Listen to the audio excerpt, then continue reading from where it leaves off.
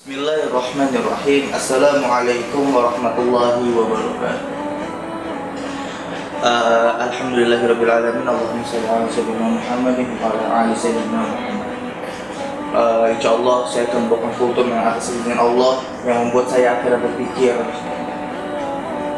yang saya ingin pada akhirnya saya ingin memperkenalkan, saya ingin menyampaikan, yang diambil dari surah Sad ayat 35, menceritakan Nabi Allah Sulaiman.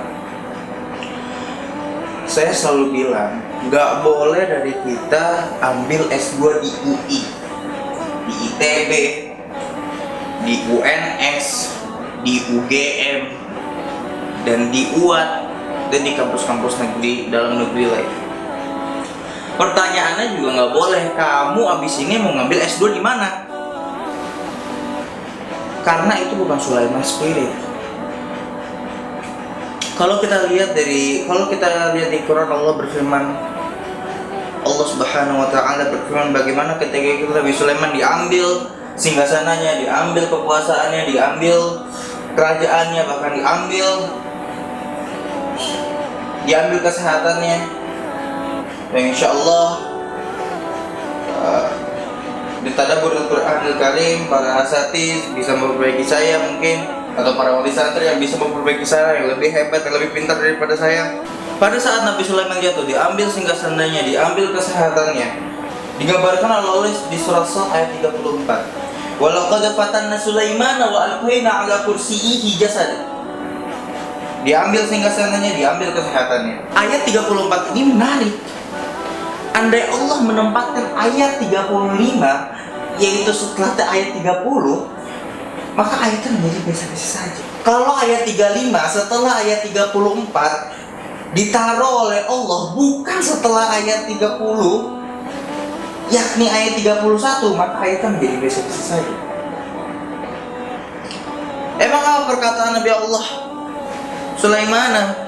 Qala rabbi ighfirli wa hab li mulka la yanbaghi li ahadin min ba'di. Bersyukur kita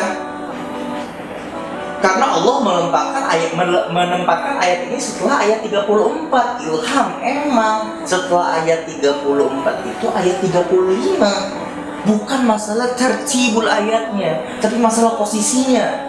Bagaimana Nabi Sulaiman meminta mulka, meminta kerajaan, tapi menariknya mulkanya adalah la yang bagi bihadin min ba'di.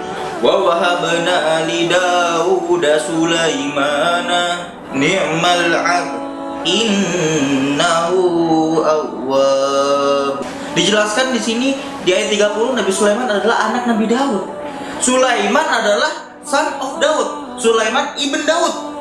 Sulaiman son of the King Daud. Kalau kemudian ba'da hadhil ayat wa wahabna li Daud Sulaimana ni'mal 'abd innahu awwab qala rabbi ighfirli wa hab li mulka la yanbaghi li ahadin min ba'di. Jadinya tidak istimewa. Wajar anaknya raja minta jadi raja, anaknya gubernur minta ingin jadi gubernur. Wajar. Anaknya bupati minta jadi presiden. Wajar. Yang menariknya di sini adalah Sulaiman adalah anaknya Nabi Daud, mewarisi kerajaan Nabi Daud. Tapi ingat, ada 3 ayat yang harus dilalui oleh Nabi Sulaiman yang akan bertemu dengan walaqad fatanna Sulaiman. Hancur dulu. Hancur itu bahkan lebur. Hancurnya walaqad fatanna, leburnya wa alqaina ala kursiyyihi jasada. Dan di posisi inilah Nabi Sulaiman berdoa. Apakah Nabi Sulaiman meminta kerajaan dikembalikan? Tidak. Apakah Sulaiman meminta kesehatan dikembalikan? Tidak. Apakah Sulaiman meminta dia menjadi raja kembali? Tidak. Maksudnya gimana, Ham? Tidak cuma itu. Nabi Sulaiman meminta kerajaan yang tidak pernah dimiliki oleh siapapun setelah dia. Bandingkan dengan kita. Ketika kita mempunyai utang yang banyak masalah, jepret, gak ada yang gak kenal sama siapapun, doanya apa? Ya Allah, gak apa-apa deh gak punya utang. Ya Allah, gak apa-apa deh gak punya apa-apa, asal gak punya utang. Gak gitu doanya. Doanya nggak spirit Sulaiman. Gimana doanya? Ya Allah, nggak apa-apa deh, nggak punya harta, asal nggak punya utang. Gitu doanya. Doanya harusnya qala rabbighfirli, ya Allah lunasi utangku dan jadikanlah aku pengusaha yang lebih gede dari yang buat aku bangkrut. Dan jadikanlah aku orang yang dermawan yang setiap bulan sedekah 10 miliar. Gitu doanya kira-kira. Lihat orang-orang yang di PHK, dia merantau jadi OB, terus naik zang, akhirnya menjadi dirut. Pas udah jadi dirut, udah tahan ujian, jebret jatuh, punya utang di mana-mana, minus. Gak ada apa-apa, doanya nggak spirit Sulaiman. Lihat kalimatnya, posisi dia dan posisi kita ada bawah salasin. Walaqad fatanna Sulaimana, yakni walaqad fatanna Ilham, walaqad fatanna Asatidah min persada. Doanya nggak spirit Sulaiman. Qala rabbighfirli wa habli mulka la yanbaghi li ahadin min ba'di. Makanya dengan bangga saya menyampaikan Sulaiman Spirit. Hei, kamu jangan lagi ngomong mau lanjut S2 ke UAT. Kamu ngomong ya, kamu nanti bakal jadi rektor UAT. Kamu jangan nanya S2 di mana. Tidak, kamu nanya mau jadi rektor di kampus mana. Perusahaan multinasional mana yang pengen kamu akuisisi, bukan kamu nanti mau kerja di mana. Saya mau kerja di Toyota. Ngapain? Doa gede-gede tapi kerjanya di Toyota, ya ngapain? Kalau hanya itu doang berarti ayatnya nus. Berarti ayatnya cuma setengah. Qala rabbighfirli wa habli mulka bas. Wa habli mulka bas. Sampai situ doang ayatnya. Tapi harusnya gimana? La yang bagi di ahadi mimba. Nanti kalau ditanya mau jadi pegawai mana? Enggak. Aneh mau beli Google. Aneh mau beli Facebook. Kalau ditanya mau main bola di mana? Mau main bola di mana? Pertanyaannya ngecilin banget. Kalau misalnya nanti kita pada akhirnya disuruh main bola di kampung kita, bayangin nanti ketika misalnya kita masuk stadion, anggap kita sedang masuk Old Trafford, anggap kita sedang berada di lapangan bola Manchester United, dan di-upgrade itu mimpinya. Saya mau jadi owner Barcelona, saya mau jadi owner Inter Milan, saya mau jadi owner Manchester City. Nah, saya mau jadi owner Real Madrid, ganti jadi Real Masjid.